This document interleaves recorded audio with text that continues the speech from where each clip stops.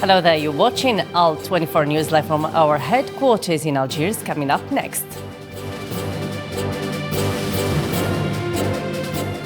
At least 100 people have been killed or wounded in airstrike by the Saudi-led coalition which hit a prison in Yemen in the northern city of Saada Plus.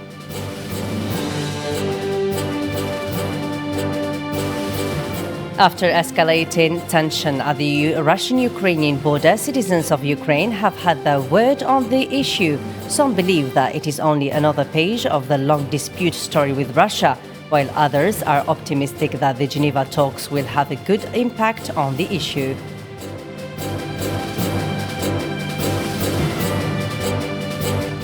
Also coming up in our World News program, the largest anti-abortion rights event in the United States, March for Life, drew hundreds of people to the district on Friday.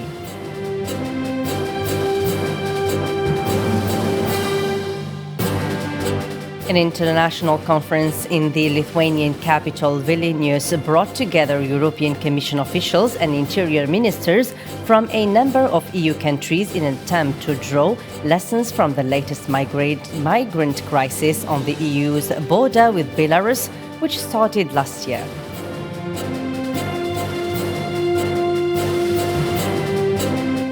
And Iran announced 4 additional instances of the Omicron COVID-19 type on Wednesday, bringing the total number of cases to 8.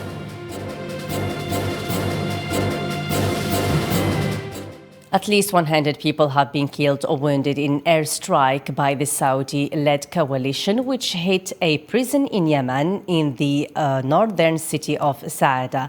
The United Nations Secretary General Antonio Guterres condemned the strike, calling for prompt, effective and transparent investigations to ensure accountability. Maryam Zien reports. Houthi rebels in Yemen have accused the Saudi-led coalition for an airstrike that hit a prison which came days after 3 people were killed in a drone attack by Houthis in the UAE. Over 100 inmates were murdered and injured in Yemen, according to the International Committee of the Red Cross, and Doctors Without Borders stated that the number of wounded was around 200 people. There was a targeting of a detention center in Saada, and currently the International Committee of the Red Cross teams are inspecting the location to verify the numbers of dead and injured. According to Save the Children, around 60 people were killed in a succession of airstrikes on Friday and Thursday night, including 3 children. UN Secretary General Antonio Guterres condemned Friday's strike, and his spokesman stated that the airstrike have caused significant damage. An airstrike on telecommunications facilities in Hodeidah has also significantly disrupted vital internet services across much of the country. Friday's airstrikes were also condemned by the UN Security Council, which had condemned the terrible terrorist assaults in Abu Dhabi the day before. Hans Grundberg, the UN ambassador for Yemen, also urged both sides to exercise maximum restraint, while also voicing alarm about the military escalation. The Saudi-led coalition refuted claims that it struck a prison in Saada, Yemen's northern city, as the UN criticized the country's deadly coalition airstrikes. Turki al-Maliki, a spokesman for the coalition, disputed the incident and stated that information would be shared with the ICRC and the UN Humanitarian Affairs Office in Yemen. The UN has estimated the war has killed 377,000 people by the end of 2021 through both hunger and disease. Yemen remains one of the world's most concerning humanitarian crises, with a risk of more than 5 million people reaching famine levels. The conflict forced an estimated 4.6 million Yemenis to flee, and the Houthis are accused of having used children, soldiers, and randomly laid landmines across the country. U.S. Secretary of State Antony Blinken held talks with Russian Foreign Minister Sergei Lavrov in Geneva on Friday amid ongoing fears that Russia could invade neighboring country Ukraine. The 2 diplomats met briefly at Hotel President Wilson, where they had discussed whether diplomacy can still resolve the crisis. Marwa Belaiwa reports. U.S. Secretary of State Antony Blinken held a 90-minute bilateral meeting earlier today in Geneva with his Russian counterpart Sergei Lavrov, in which the U.S. sought to convince Russia to de-escalate the situation at the Ukrainian border. The United States has called on Russia to pull back thousands of troops it has massed near the border with Ukraine, warning any incursion would be met with a swift, severe, and a united response from the White House and its partners. We are, all of us, equally committed to the path of diplomacy and dialogue to try to resolve our differences. But we're also committed, if that proves impossible, and Russia decides to pursue aggression against Ukraine, to a united, swift, and severe response. I do want to take this opportunity to share directly with you the common view of allies and partners, as well as concrete ideas to address some of the concerns that you've raised, as well as the deep concerns that many of us have about Russia's actions. Moscow denies it is planning an attack and demands that the US-headed NATO military alliance end activity in Eastern Europe and Ukraine, as well as never embrace the former Soviet Republic as a new member. Both Blinken and Lavrov opened the door to further dialogue, even though it was expected that the talks would fail. Blinken described the discussion as frank and substantive, calling it a candid exchange of concerns and ideas, while Lavrov described the talks as constructive and useful. You mentioned one of the recent statements during the European tour, that you don't expect a breakthrough from this meeting. We also don't expect a breakthrough from this meeting. We are waiting for answers to our proposals. The proposals are extremely specific, and we expect the same answers fully in line with the commitment taken at a high level on the visibility of security problems. I would be very interested to hear how the US interprets these commitments. Antony Blinken had press conference after meeting Russia's Foreign Minister Lavrov over Ukraine crisis. Met here in Geneva with President Putin. He's spoken to him on the phone or via video conference on a number of occasions. And if we conclude, and the Russians conclude, that the best way to resolve things is through a further conversation between them, we're certainly prepared to do that. Lavrov said that Blinken promised that Moscow will receive a written response to its concrete security demands next week, as the two diplomats also agreed to meet again next week.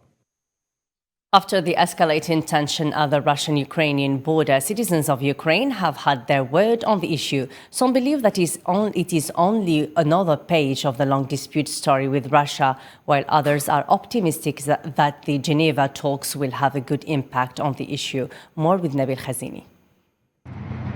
The freezing weather at the Ukrainian-Russian borders seems to take another form on the faces of the Ukrainian citizens. The public mood in Ukraine is split on whether the crisis could lead to a wider war in Europe or not. I'm tired of the war. I'm tired of seeing tanks around the city.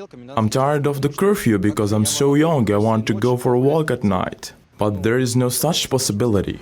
Russia massed tens of thousands of troops near Ukraine's borders. This led to an urgent top diplomatic talks in Geneva, which are believed to fail to produce a breakthrough, especially that Ukraine did not take part in the meeting. I think it's bad that there are no Ukrainian representatives at the talks in Geneva. This is not a trilateral meeting. It's a talk between two of them, and they might come to a decision, and we'll never know what the real deal was. But Alexei Bukharev, a retired miner from Donetsk, is optimistic as long as Ukraine's issue has become an international matter. Talks between Russia and West are good. At least it's not war. The guns are silent and negotiations are underway. It means that there is some kind of search for the solution. How this will end, we cannot say. But the fact that is the whole of Europe, and not only Europe, but the whole world, is interested in this issue for global peace and tranquility.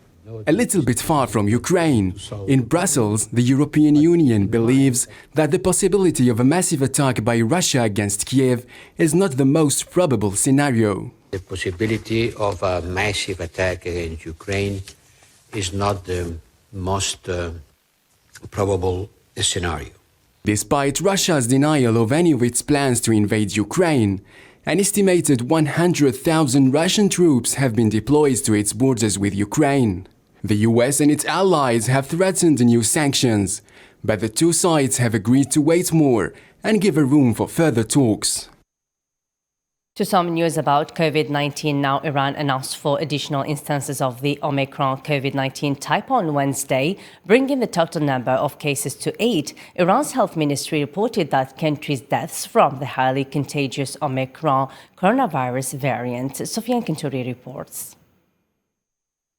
Iran has recorded more than 2,000 new COVID-19 cases in the last 24 hours, bringing the overall number of infections in the nation to more than 6 million, according to an update from Iran's Ministry of Health and Medical Education. The epidemic has claimed 45 lives, bringing the total death toll to more than 131,000. According to the ministry, more than 6 million individuals have recovered from the sickness or been discharged from hospitals across the country, while more than 2,000 remain in intensive care units. Over 59 million Iranians had gotten their first immunization shots by Wednesday, while more than 50 million had received 2 doses.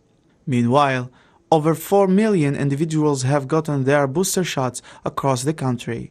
According to the data, more than 41 million tests have been performed thus far across the country. Iran confirmed the first incidence of the Omicron strain in tourists returning from the United Arab Emirates on Sunday.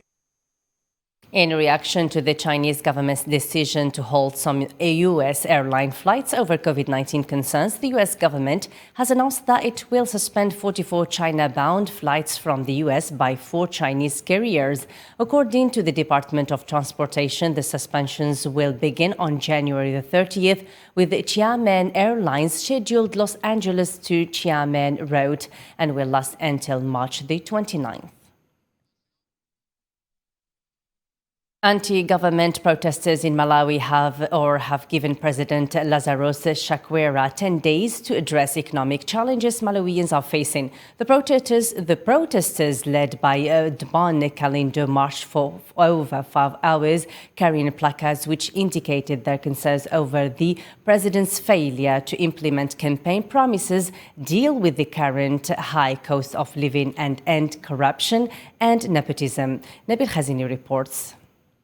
In Malawi, demonstrators took to the streets to demand President Lazarus Chakwera to address the economic crisis and the rising prices in the country. In the commercial city of Blantyre, protesters marching across the city pushed business owners to close their shops and offices, while some roads were rendered impassable.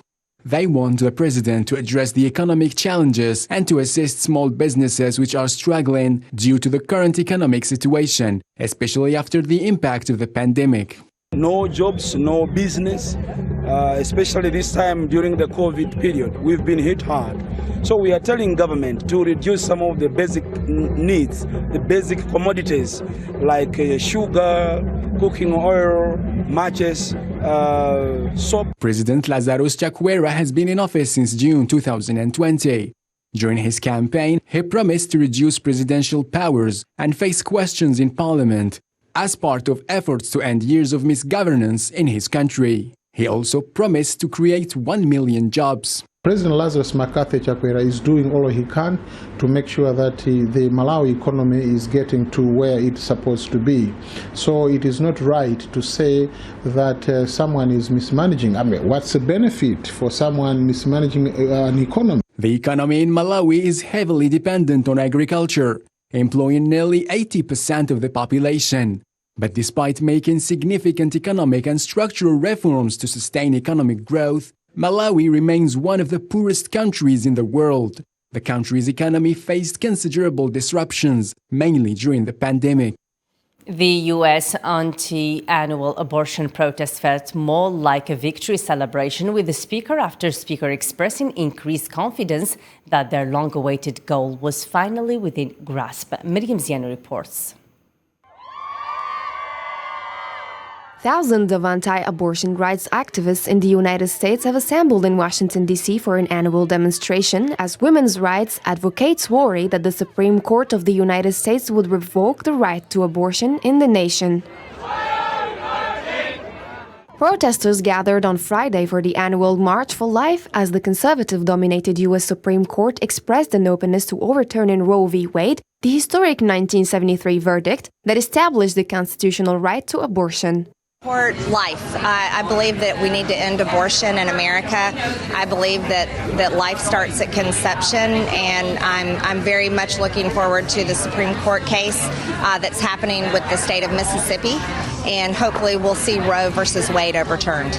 Reproductive rights advocates, on the other hand, have denounced the anti-abortion rights drive spearheaded by a Republican-controlled state as an assault on women's rights to choose what to do with their own bodies. They also claim that anti-abortion rights legislation jeopardizes women's health.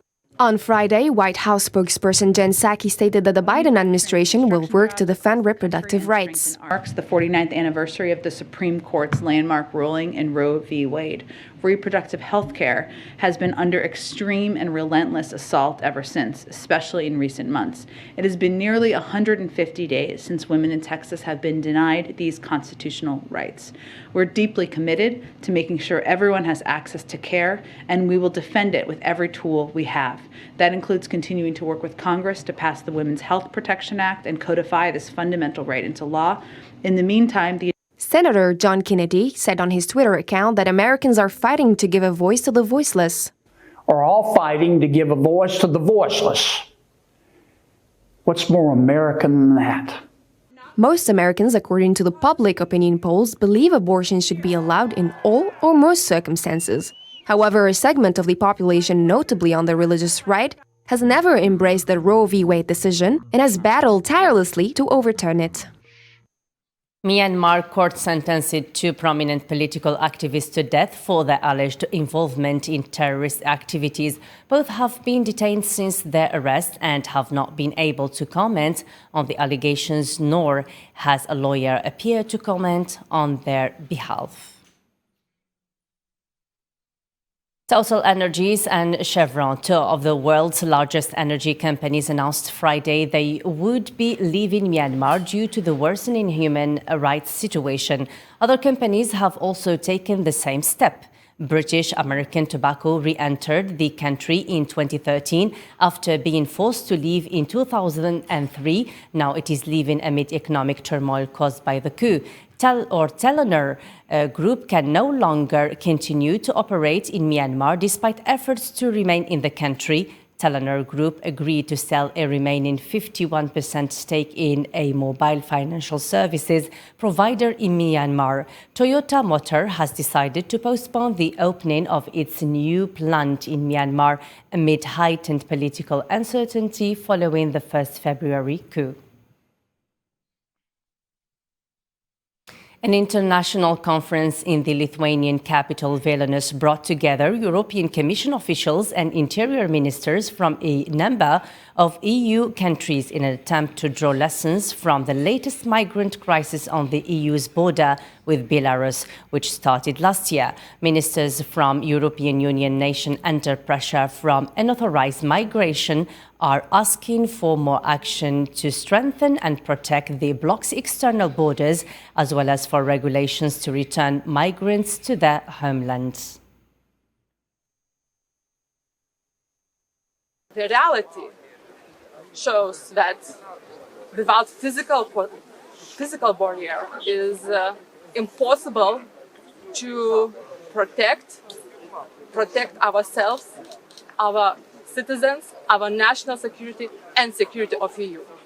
This conference needs to send a strong message that Europe has land and sea borders. We're ready to protect them in line with international and European law.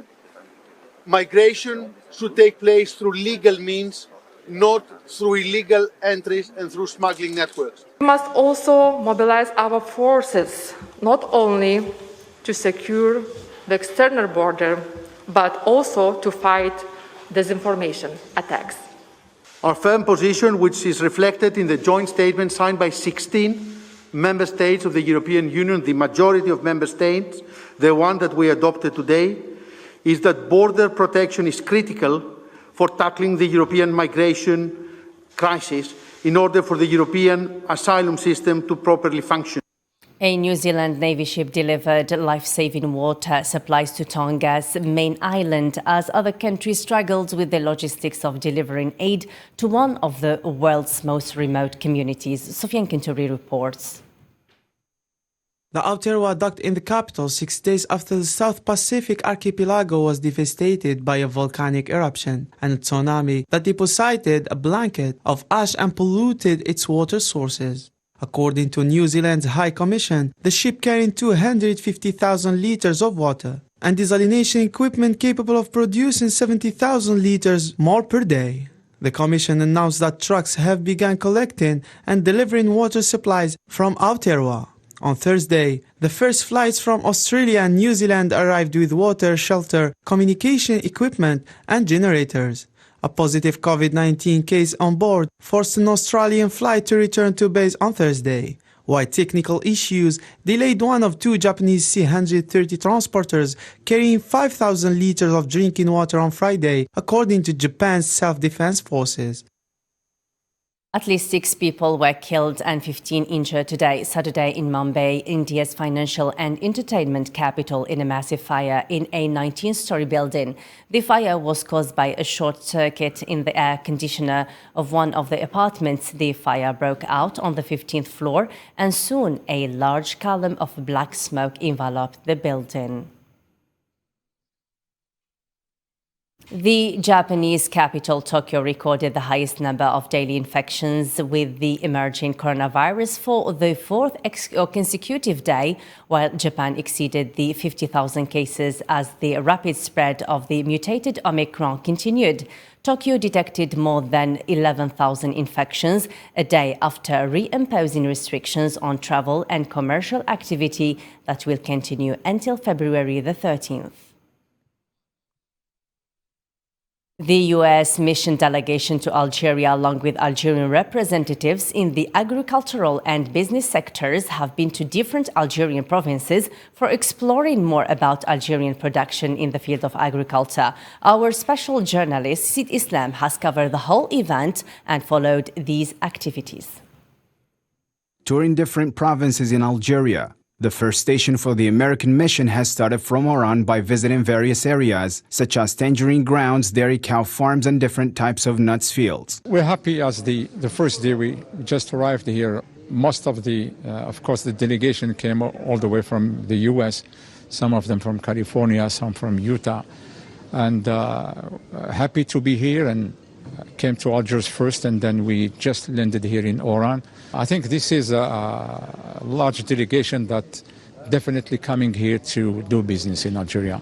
The next destination was to Annaba in the east, where the visit covered not only the agricultural sector but tourism sector as well. What we do is we manufacture biostimulant products that stimulate the microbiology of the soil. In many cases in farming, either climate or farming practices, that could include any kind of chemical applications, has damaged the microbiology that naturally releases soil nutrients. And many people don't understand that the biology is what makes the chemistry work. The U.S. expedition made a long trip to Oued for exploring more about various agricultural crops in the country. Today we were able to meet together as American businessmen and an Algerian delegation to work towards the progress of the agriculture in Algeria. There's a unlocked potential, unlimited potential here in Algeria that we are trying to unlock and reach. As part of the agenda, Hassim Saoud was the next destination, particularly to Atlas Farming Gassitwil, where the delegation explored the area and toured the fields which contain different harvest, cultivation and dairy farms. Algerians can produce a lot of food and food products, enough not only to fill the shelves in Algerian stores, but also to export. And I think that's why the Americans are here, is to work on the value-added processing and get production up to a capacity where they can export to Africa, into Europe, and even to the United States. Business-to-business meetings have been introduced in all provinces that have been visited for boosting Algerian productivity for international market and acquire American expertise which can reinforce the agricultural sector. And finally, we wrap up our world news program with some sports news. And the president of the Confederation of African Football, Patrice Motsepe, praised Algeria's quality of football, affirming that the Algerian national team of football has always well represented the continent and wished the Phoenix could continuity in the competition. The president also emphasized that the goal is to make African football the best in the world. Let's have a listen. Algeria is a nation that has always made all of us very, very proud. I'll be going to Algeria to visit Algeria in a few months. And the quality of football has been very high. And we are continuing to invest. And the aim is very clear. We want African football to be amongst the best in the world. So, as I said, I would have loved to see Algeria continue because Algeria is a great, great football nation that has made all of us very proud. But I wish you all of the best. And when I go to Qatar, I hope to see Algeria there. That's all for me and the rest of the team. The news continues on Alt 24 News. Bye for now.